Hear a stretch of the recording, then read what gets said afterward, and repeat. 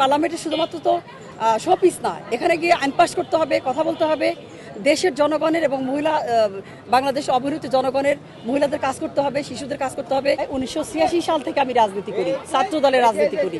86 সাল থেকে 90-তে ভিপি ছিলাম মানিকগঞ্জ সরকারি মহিলা কলেজের, এবং ভিপি থাকা অবস্থায় আমাকে জাসদ ছাত্রলীগ গুলি করে। সেই গুলি খাওয়ার পরে আমাকে হসপিটালে নিয়ে যায়, পুলিশ ফায়ার করে উদ্ধার করে নিয়ে যায়। তারপরে মানিকগঞ্জে আমি দায়িত্ব পালন করা অবস্থায় আমি ছাত্রদলের মহিলা বিষয়ক সম্পাদক এবং মহিলা দলের সাধারণ সম্পাদক, সভানেত্রী সব দায়িত্ব পালন করে আমি ঢাকায় চলে আসি এবং ঢাকায় এসে বাংলাদেশ সুপ্রিম কোর্টে প্র্যাকটিস শুরু করি। এখন আমি বাংলাদেশ সুপ্রিম কোর্টের সহকারী অ্যাটর্নি জেনারেল, আর আমার সাবেক যুগ্ম সম্পাদক সুপ্রিম কোর্টের। কিন্তু আমি বাংলাদেশ জাতীয় মহিলা দলের মহানগরের দপ্তর সম্পাদিকের দায়িত্ব পালন করেছি এবং মহিলা দলের কেন্দ্রীয় কমিটির সদস্য হিসেবে দায়িত্ব পালন করে আসছি স্টিল নাও। দীর্ঘ 86 সাল থেকে 2000 এই 40 বছর পর্যন্ত আমি দলের সাথে ওতপ্রোতভাবে জড়িত।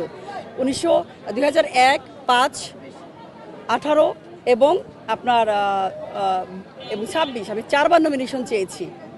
এই জন্য আমি আশাবাদী, কারণ আমাদের পিএম অত্যন্ত দক্ষ এবং অত্যন্ত যোগ্যতা সম্পন্ন একজন লোক।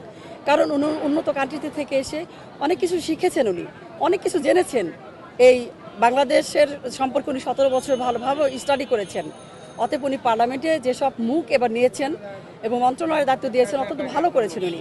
এবং বাকি 36টা আসন যে আমাদেরকে মহিলা সংরক্ষিত আসন দিবেন, আমি আশাবাদী যে উনি যোগ্যতা সম্পন্ন, শিক্ষিত এবং দক্ষতা সম্পন্ন মহিলাদেরকে প্রাধান্য দিবেন।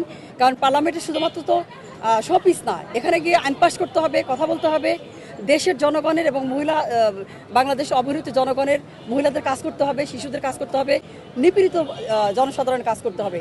আর আমার জেলাটা অবহেলিত নদী ভাঙ্গন এলাকা, ওই এলাকা নিয়ে আমার কাজ করতে হবে। কারণ হরিরামপুর, শিবালয়, দৌলতপুর নদীবাহিত পদ্মার যমুনার ভাঙ্গনে আমার এলাকাটা অত্যন্ত বিলীন হয়ে যায়। অথবা আমার এখানে একটা পর্যটন নগরী যদি গড়ে তুলতে পারি আমরা, তাহলে আমরা ভবিষ্যতে আমাদের জেলাটাকে রক্ষা করতে পারবো।